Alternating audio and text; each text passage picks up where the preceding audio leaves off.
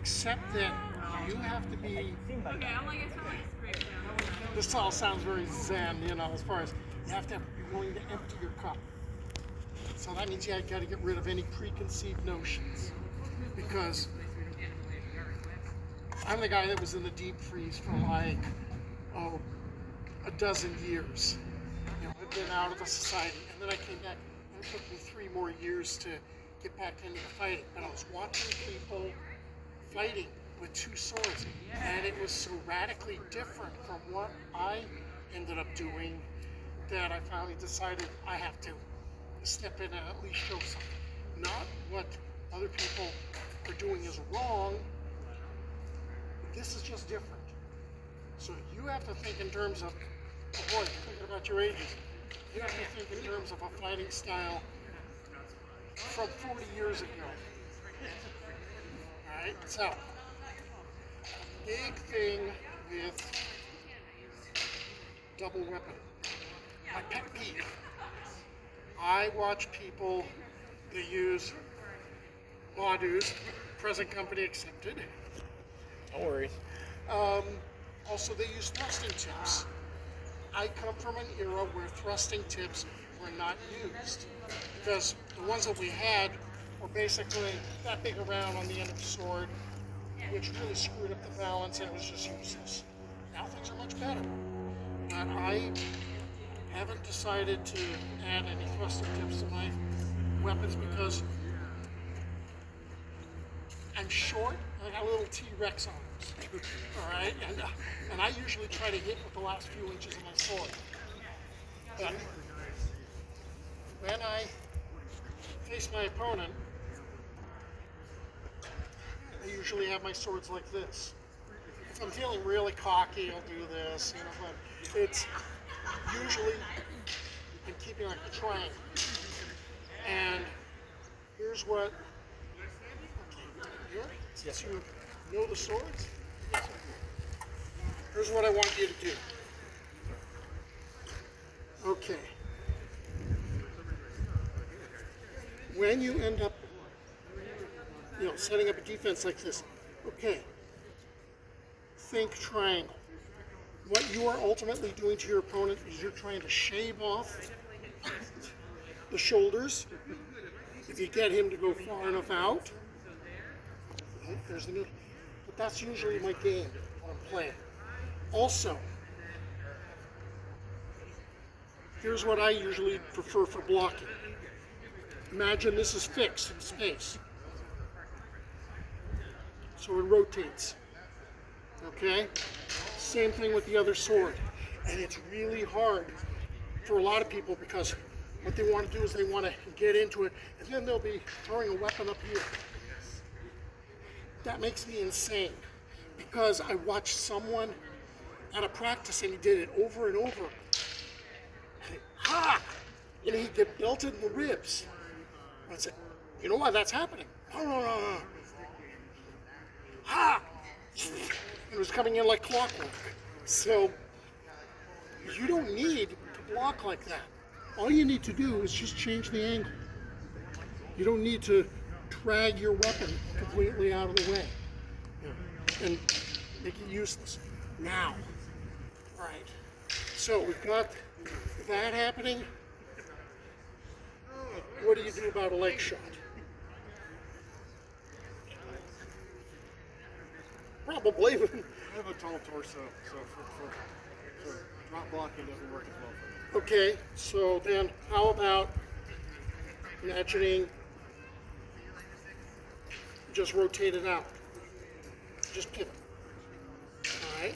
Now if they hit you on the inside of the thigh over here, that's going to hurt. But this usually would get my leg out of the way. And then there's something else I prefer to do. Blows coming in, block down. All right. Now, what are you going to do from that position? This is all about economy of motion. All right. So, I'm throwing a shot. You block. And here's the big trick. that you got to worry about. Most people that fight with two weapons, they're offhand. This becomes just a long, skinny shield. And every once in a while they kind of go, eh. All right? And the threat isn't really all that serious. Except for you, because you're like a cobra with that thing that you fight with. But you have to learn to fire more shots with your offhand, just so you learn how to do it, so you get the muscle memory. So you're firing with your offhand.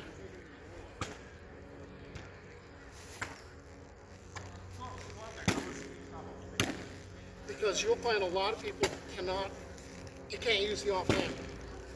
The only time they use the offhand is if their arm gets taken in a tournament, and that's okay, I'll switch. And this actually will help you develop the skill so that you can just basically not sweat if you lose an arm in a fight. All right, so now why don't you grab a couple of sticks there and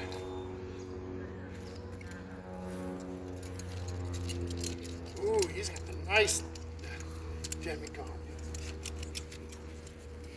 Well, that's for the one without the hill. Got it. All right. So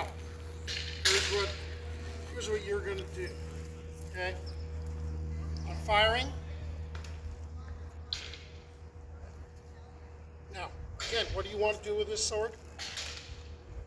Okay. All right. You have a thrusting tip on that one, right? I got a little bit out of it. Yeah. Stick that thing right in my face. All right? It's a real easy solution. It's also less movement. And you can still get out, you can still get the hell out of Dodge if you need to. All right, so I'm just gonna work with you slow on.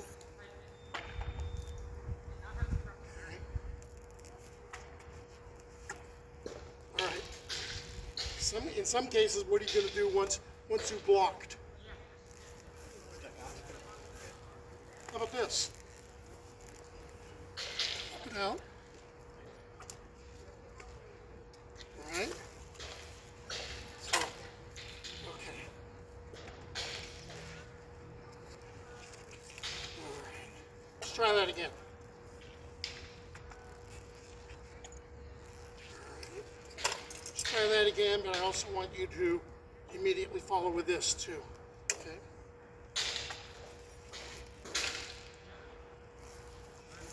All right. Let's do that again. Try thrust with it. Okay.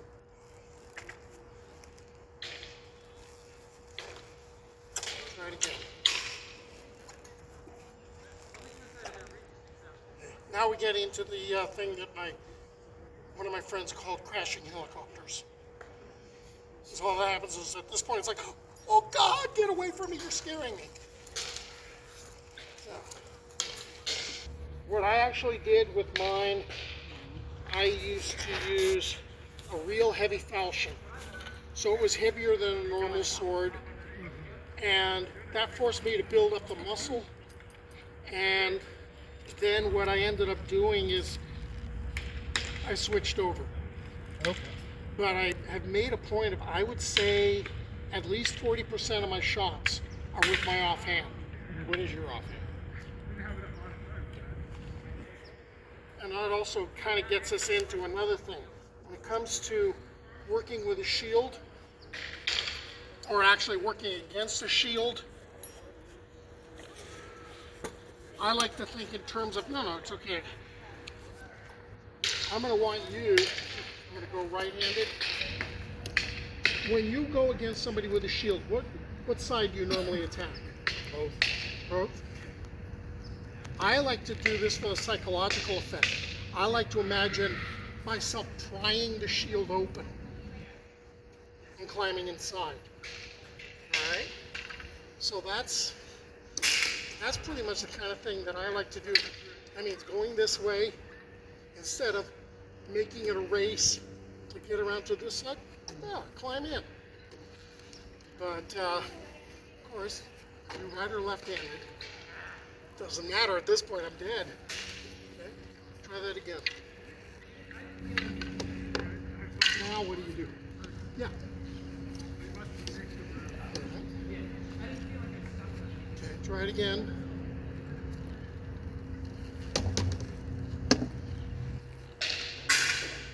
Yep, now I'm screwed.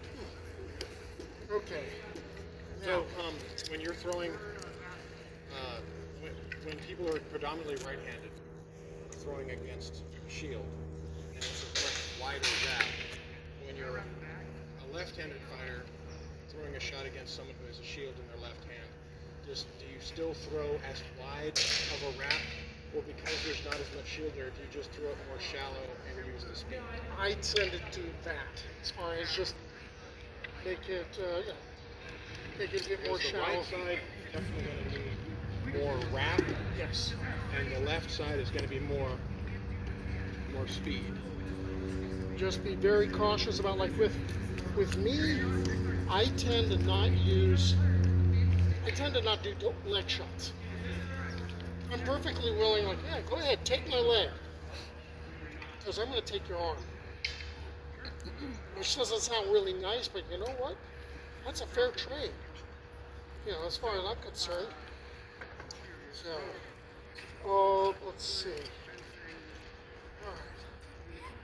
So, if I'm going for your leg,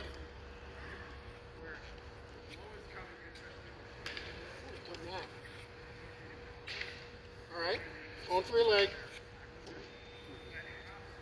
Yeah, as soon as you see that weapon start to come out, and What about the Caidin convention that's considered poor form, sir?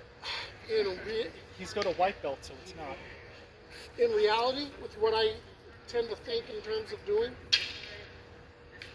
I try to shoot into this funnel.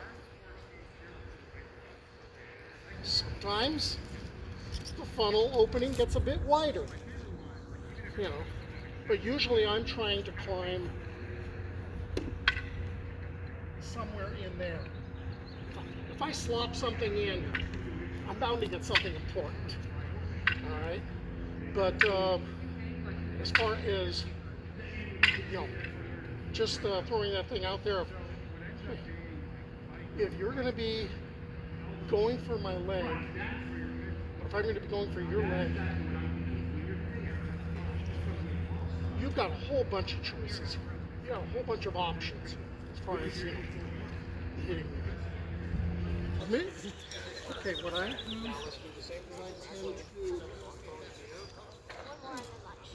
if I'm screwing around, if I'm being arrogant, because I'm left-handed, right arm's forward, Period. okay, so more exposed. Yeah. And then a lot of times what I'll do for an opening, I like to throw that right at arm line. Oh, so you're, yeah. Because it forces a reaction. Yeah, so you're. Because even if it doesn't hit, you know, if it does, hey, that's great. But even if it doesn't hit, it forces a reaction. So your opponent has fallen. Sword and buckler is like this. But yeah, that's. So then you're.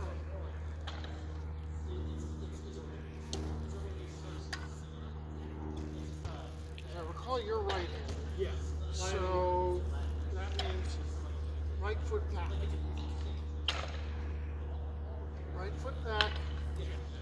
And what you're doing, if you're mirroring what I was doing, you're doing that. Okay? And then that one goes up. Step there to Yes. create an opening. And then Yeah.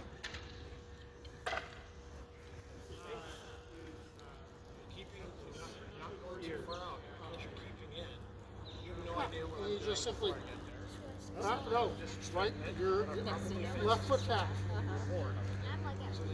Because your main attack is obviously coming out from the left. So just boom, fire. No, fire with that, the right hand. Now, you're set up to start raining down death.